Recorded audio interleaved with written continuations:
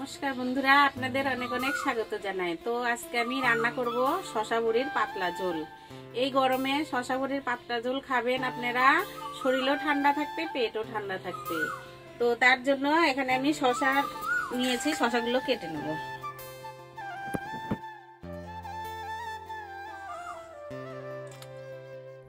এভাবে আমি ঝিঙেটাও কেটে নেব।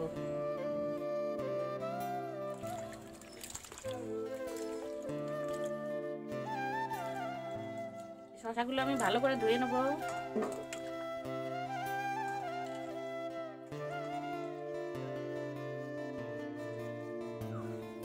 সামান্য একটু জিরা দেব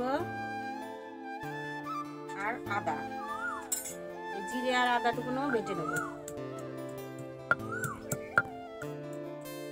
একদম অল্প।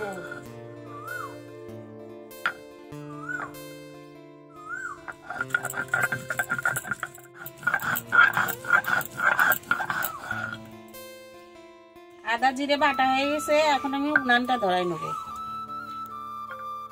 তো বন্ধুরা, কড়াই গরম হয়ে গেছে, তেল দিয়ে দেবো।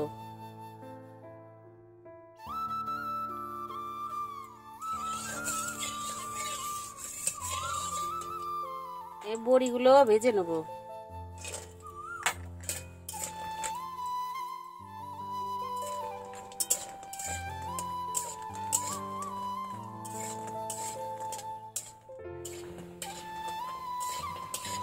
বড়িগুলো ভাজা হয়ে গেছে, এখন তুলে নেব।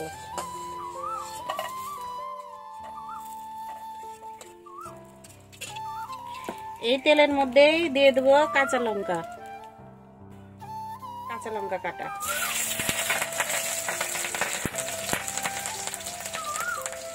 দিয়ে দেবো কালো জিরে,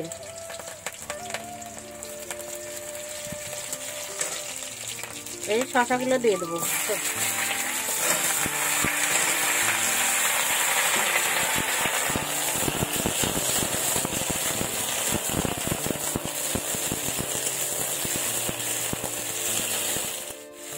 পরিমাণ মতো লবণ,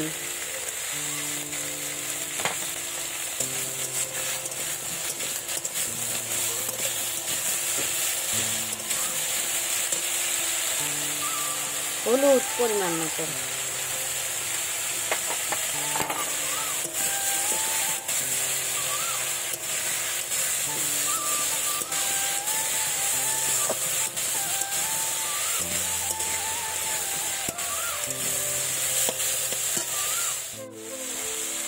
এখানে আদা আর জিরে বাটা,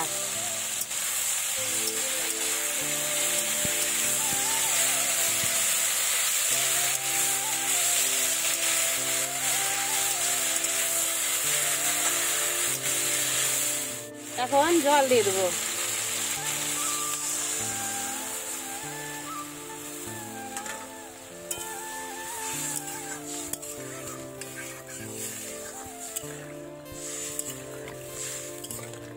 এখন 3-4 মিনিট ফুটতে দেবো। 3-4 মিনিট হয়ে গেছে, এখন এই ভেজে রাখা বড়িগুলো দিয়ে দেবো।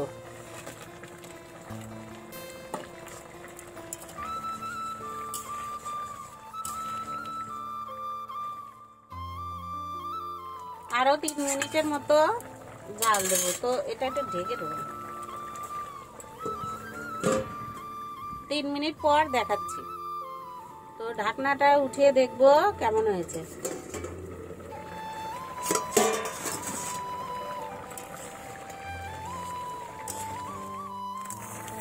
স্বাদ মতো একটু চিনি দিয়ে দেবো।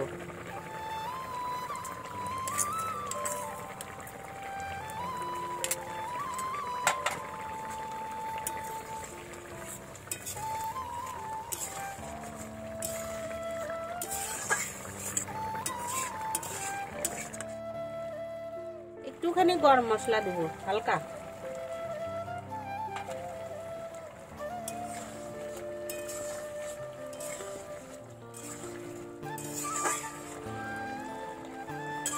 তো হয়ে গেছে তরকারিটা, এখন নামিয়ে দেবো।